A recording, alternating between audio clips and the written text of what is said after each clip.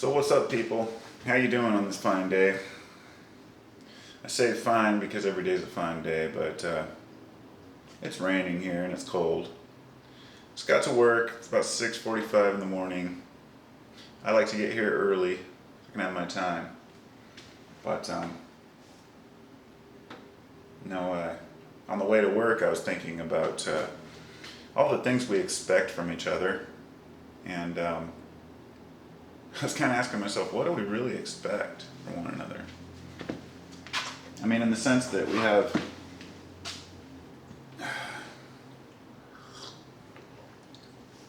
everybody here knows what I'm talking about.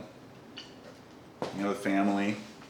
If you have a family, I mean, that especially if you're a provider for a family and you have to bring home the bacon, it makes it very difficult to be non-attached. And in my life, I practice non-attachment as much as possible. But there comes a point where you have to be attached in a certain degree. And I think anybody who's practiced any type of Buddhist philosophy knows exactly what I'm talking about.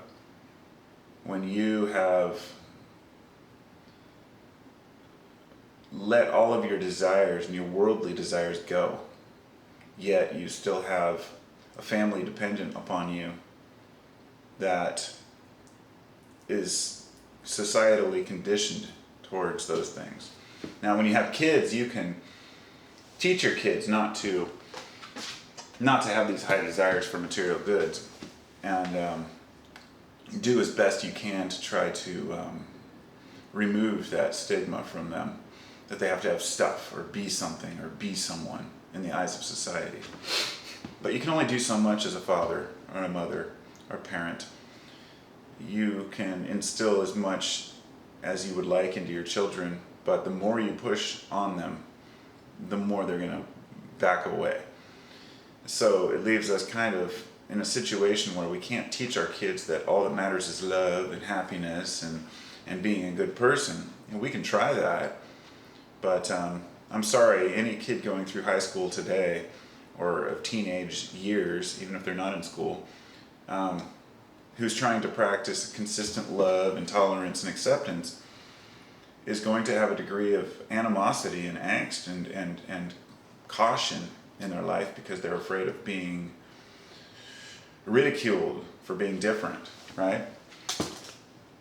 Now, this happens a lot with homeschooled kids, and you hear a lot about kids who are homeschooled that, you know, don't fit in or whatnot. I think that's a lot of baloney. I think what they mean is that a lot of homeschool kids don't fit in with the garbage delusion that they have to be something else. They learned how to be family people. So they become more successful in the actual life and less successful in the image of society. And I think that that's the way to go. But the thought I had is, where do you draw the line? And at what point do you say, okay, I have to buy into this system? And that's been a big question for people for a long time now. Like, I was listening to Max Igan, he's a speaker, Max Igan, and he's got a lot of good things to say about how society is corrupt and everything's wrong and the police are screwed and all these things that are wrong with society. But his solution is to opt out, completely opt out. So for the last couple of months, I've been processing that in my head, thinking, okay, how do you do that? How do you step out of the light? I'm not out of the light. I mean, how do you step out of the limelight? How do you step out of society's image and still function within it? And you can't. You can't.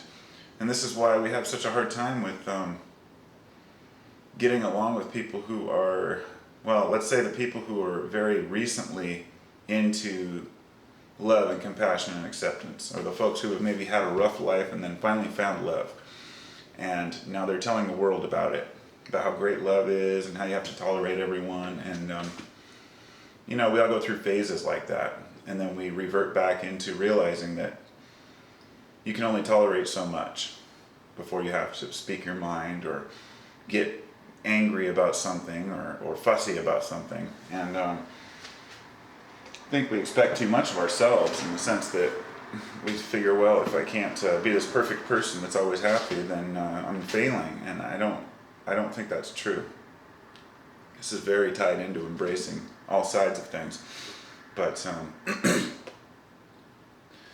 at what point do you really draw the line and say, I'm not going to be part of this anymore?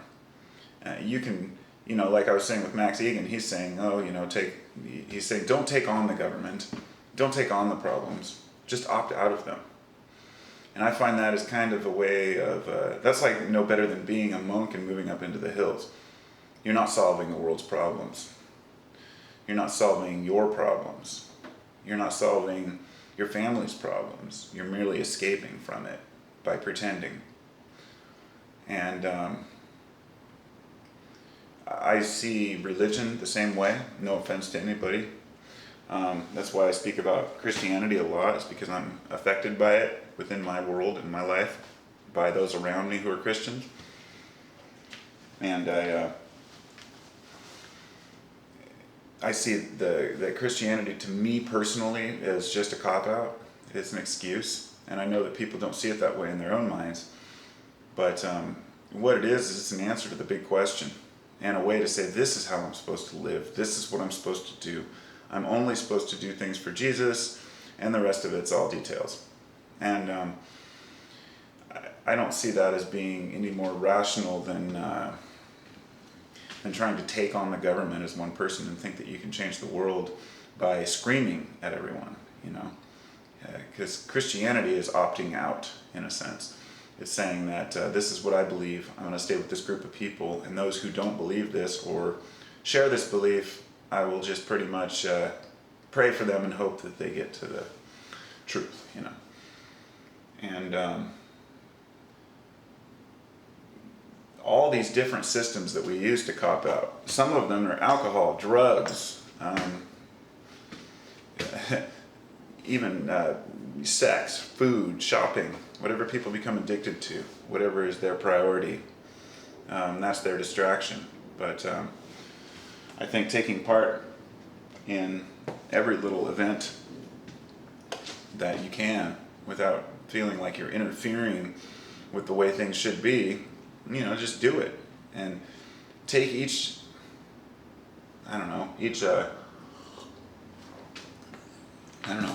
take each blow as it comes and really understand why these things happen. And if we can't understand why the things happen, then we have to do our best to explain them away. And that's what we do. And we explain them away through all kinds of things. If UFOs cross with the Bible, then we say that aliens must be demons. If a person's personal opinion crosses with the general group around them, they just tell themselves that everybody else is just wrong and they don't know any better. About a year ago, when I started my YouTube channel, I was making these videos about prepping and all kinds of random stuff, and I found people will try to prove themselves any way, shape, or form, any way they can. They want to prove that they're right, and there has to be a certain level of acceptance that you don't know everything. And those who are recently involved in the illusion, or should I rephrase that, those who have recently discovered that they've been lied to all their lives, which is nothing new to me. I've been interested in government and world corruption and world banking since I was about 16, 17. So about 20 years. I got to a point where I had to opt out of that fear, of that anger towards the system that had been created. And I see it more and more for what it is every day. And it doesn't disturb me any less. But the situation has to be dealt with appropriately. And the answer that I've come to find, the one answer that works for everyone, is to improve your life and who you are as best you can, and hope that those around you will see that you're happy and that you're doing what you can. But don't try to pawn yourself off as being this perfectly happy person. Because I don't care what belief system you have, I don't care how much you have. It's never enough unless you are unless you have integrity and values. And I know that. I just know that. And every one of you knows that too. That no amount of believing or thinking or having can replace true value. And when I started this video about how I hadn't decided whether to buy into the system or to opt out, the reason I said that is because I was thinking, I am fully capable of attaining anything I want in this world. I know that. I know that I am intelligent enough to find myself in a situation where I have money if I want it. I could start a business, which I have before, and try to work my way up to status. But I don't want to, and that's where I'm kind of at a standstill. I don't know what to do. I don't have any desire to make any more money than I need to live and to provide for my family. And I know that my wife would probably I know she wants a bigger house, so. What was that? Weird sounds. So in that sense, we have to give in a little bit. Give in for those we love around us. If you're a person like me who's seeking truth and you're doing the best you can and you've given up material possessions and don't really care much about the mundane crap, just remember that those around you who depend on you may still depend on those things. And we have to sacrifice our own lack of desire to fulfill others' desires until they can have those desires to realize that that's not what they wanted. I wouldn't mind having a bigger house, but I don't need it. I don't need a nicer car. I don't need any better stereo or more music, or there's nothing I need. Everything I have is old. My house is small. Computer's 10 years old. This camera that I use is secondhand. It's very rare that I buy anything because I don't get the satisfaction from purchasing things that I once did when I was young.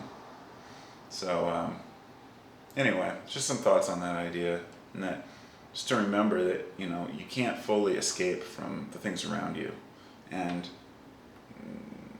we all have to learn that the hard way.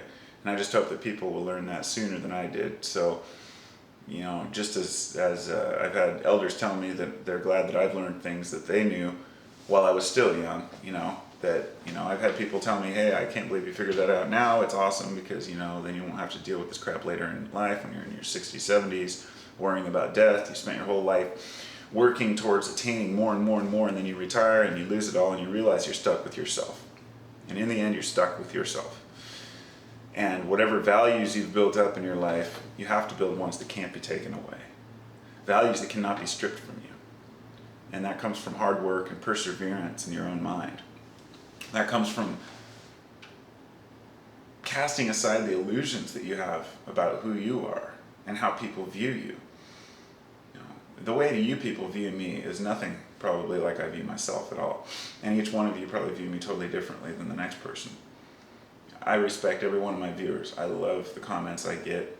I've had some Christians say stuff like, I hope you don't, dislike me because I'm a Christian. I say, no, actually, I very respect you very much for being a Christian and listening to what I have to say, even though I'm not a Christian, or I may be opposed to Christianity.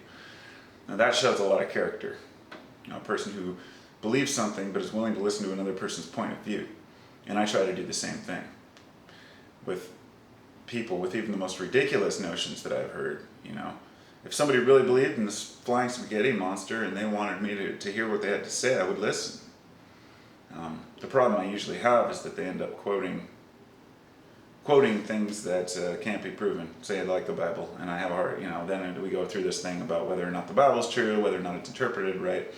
But the point is that the respect level is there, and we're not screaming at each other, and that's how we learn.